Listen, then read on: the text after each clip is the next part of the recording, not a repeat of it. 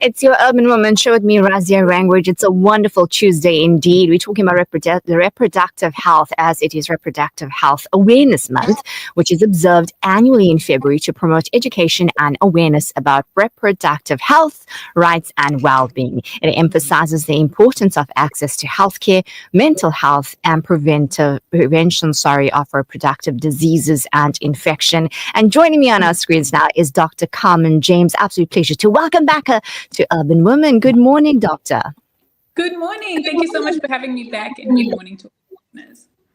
It's an absolute pleasure and lovely to see you all bright and happy this morning, bringing this lovely energy to our screens. Thank you so much. So we're chatting about something so important, Doctor. Why is reproductive health awareness so important, and what are the biggest challenges that people actually face in accessing information and services about it? Yeah, so this is interesting because whenever we think of reproductive health, we think about pregnancy, right? And we think about periods, but reproductive health is way bigger than just that. Our reproductive health affects our hormones, affects our mood. It even affects things like your bone health, your heart health. So it affects your whole overall well-being in general. And our awareness about our reproductive health is super important because it can help us make more informed decisions about things like our fertility, our contraceptive choices, etc. And I suppose, you know, when we think about the barriers or like things that actually prevent people from understanding or learning more, a lot of it comes down to stigma and access to information. I think that people are now starting to do their own research, and the conversation is kind of coming out into the open. As we can see today, we're having this discussion live on radio. So yeah, this is basically how we spread information about our reproductive health and wellness. And I think maybe even cultural limitations play a role. But yeah, hopefully the tide is turning, and I think period power. Power. I like this, especially on Urban Woman Show, right? Yeah. But that is so important. If we don't have the knowledge and the information, then how does it serve us? And at the end of the day, this is something that we as women go through. It's part of our DNA. It's part of how we are crazy created. So, Doc, what would you say? How does reproductive health impact overall well-being? And also, what steps can individuals take to maintain a healthy reproductive system? Right. So we said that our overall reproductive health impacts our wellness in general. And this is very important to remember because our reproductive health, our cycle, our menstrual cycle is a vital sign. So just in the same way as you would check your blood pressure, your pulse, your respiration, your reproductive cycle, your menstrual cycle tells us major clues about your overall well-being. It also, you know, when things go wrong, it can expose you to conditions such as PCOS, endometriosis, irregular cycles. All of these have an impact on your general physical body and your overall well-being as well. What was the second part of your question? Sorry, I forgot it. Also, the steps to individuals. No problem. Okay. So what can we do, right? Because oftentimes, you know, we think about, you know, what supplement can I take, or what medication can I take to resolve my symptoms or to support my menstrual health? But I think the conversation is a lot broader than that. And there's actually a lot that we can do as women. We can take control of the food that we're eating. So our nutrition is super important. Exercise, or how much exercise we do and which types of exercise. Managing our stress, super important for your reproductive health. Getting good sleep, and also avoiding toxins. I think as women, we are exposed to so many toxins. We're responsible a lot of the time for the cleaning in our households. We have all kinds of potions that we apply to our skin, and, you know, we want to smell good and that kind of thing. And sometimes we don't realize how these things may be affecting our hormone health. So these are some of the things that we can, you know, take control over. And yeah, just help to support our bodies to be more balanced.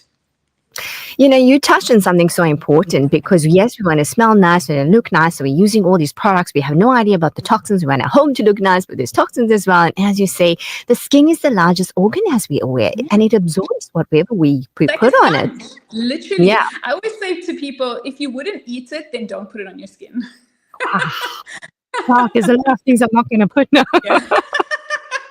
All right, I remember those wise words. Thank you so much for that. You know, you said that often when we think about reproductive health, then we think about pregnancy, things like that. Maybe you want to just touch on how pregnancy is actually formed. Yeah, so it's super important to note that you can only get pregnant if you're ovulating. If you don't ovulate, there's no egg, no pregnancy. Okay, so ovulation is happens, generally speaking, around the midpoint of the cycle. If you look at the whole reproductive cycle, around day 11 to 16 of your cycle is when ovulation happens. So when you ovulate, you release an egg from the ovary, and that egg then finds its way into the fallopian tube, where hopefully it's going to meet a sperm and become fertilized. And then together, the fertilized egg is going to make its way into the uterus and attach into the lining of the uterus. But many women don't, people who are trying to get pregnant and are like, I'm doing everything. They don't realize that there's a very small window of opportunity in the menstrual cycle. You can't just get pregnant on any day. It's probably, if we look at the cycle, the maximum is about 6 days in the cycle when you can actually get pregnant. So really understanding when you are fertile, what your fertile signs are, is super important. It's a big question. I know many listeners are probably wondering, then when do I know that when I'm probably fertile? It's only that 6-day window period. What are some of the signs we can look at? The reason why it's actually 6 days is because your egg, that egg that we spoke about that is released from the ovary, it literally lasts for 12 to 24 hours. That's it. But sperm can survive in your body for up to 5 days. So if you take the 24 hours plus the 5 days, that's how we get to the kind of 6 days, hopefully, right? But how do you know when your window of opportunity is as a woman? So how do you know when you're fertile? So there's a few things. Firstly, where are you at in your cycle? Okay, because the menstrual cycle is not just about the period, it's the entire cycle. So again, we said ovulation is about day 11 to day 16 of the cycle. So you need to know which day you are on in your menstrual cycle, first and foremost. Secondly, there's other signs that you can look out for. So signs of ovulation are things like a change in your cervical mucus, that discharge that we all get as women. It tends to change around the time when you are fertile. So it becomes like stretchy egg white consistency around the time when you're most fertile.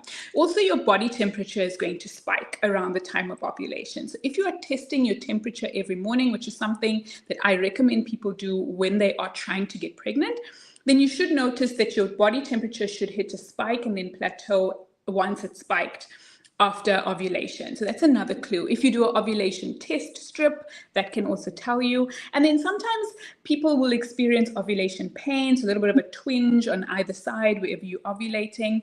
And then you also may notice things like your mood and your libido are generally increased around the time of ovulation.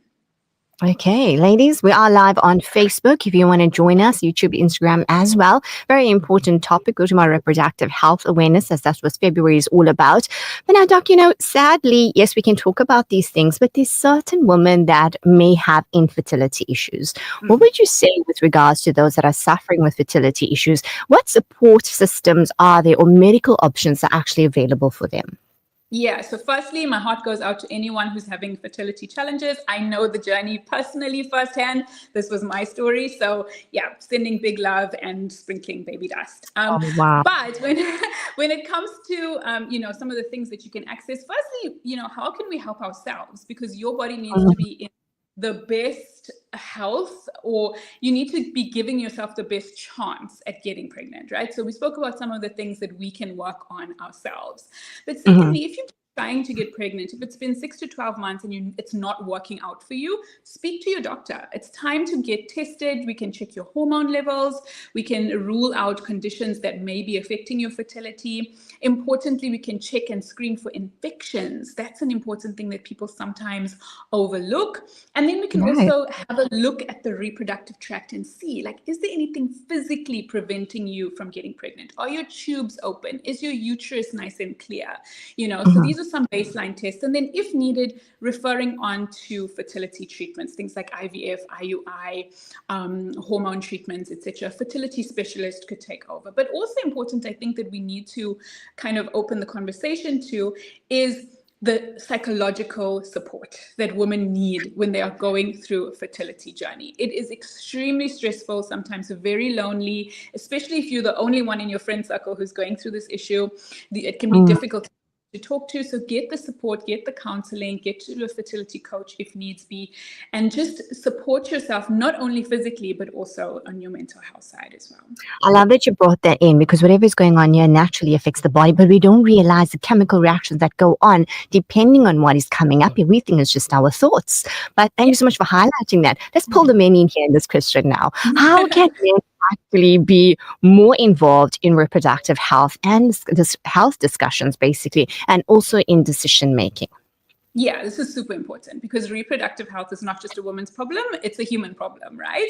And so men can be educated. I think the first thing, it's super important for men to be educated on the menstrual cycle. A lot of men will come to my page and they'll say, oh, you know, I tried to like watch your videos, but it's only about periods. So, you know, it's just not for me. It is for you. It's super important for you to understand the menstrual cycle so that you can understand the woman in your life, but also, you know, education for yourself so that you can really understand what exactly is going on in your biology. And super important there also is to be able to support and empathize with your partner, because if you don't physically go through the same things as your partner, it can be very abstract. But if you educate yourself, then it can give you a little bit more insight into what she may be going through. But also, I think it's important for us to remember that men also have a role to play when it comes to fertility and reproductive health. I think we overlook, you know, male infertility, and we put a lot of the pressure on women, but men also need to take charge of their fertility. You know, are you exercising? Are you smoking? Is your diet in order? You know, what toxins are you exposed to? So taking control of your male fertility as well is also super, super important. Men, you heard that? You also play a role, not just the woman. Yeah. Thank you so much. You're so wonderful as always. I love chatting with you. I love how you break things down for us to understand. What is your take-home message for our urban women listeners this morning? Yeah, I think if I can just say one thing is that your menstrual cycle is a vital sign. It is super, super, super important for your overall health and well-being. So prioritize your hormone health. And there's lots that you can do. Remember, your doctor, while they may help you when you're sick, your doctor cannot make you healthy. Your health is your responsibility. And so one way that you can really support your overall health and well-being is to focus on your hormone health. And so, yeah, I hope that you learn something, and follow me if you want to learn more about health and hormones. Thank you so much, Doctor. Indeed, so we can follow you as Dr. Carmen James. Am I right? Do you go as that? At Dr. James on all social media platforms. Lovely. Thank you so much for sharing that information. Yes, your health is your responsibility. While the doctor can make you can help you with your symptoms, can't make you healthy. Well said. As always, love connecting with you. Until we chat again, Doctor, do have yourself a lovely day further. And until then, bye for now. Take care. Thank you so much. Bye-bye. Bye.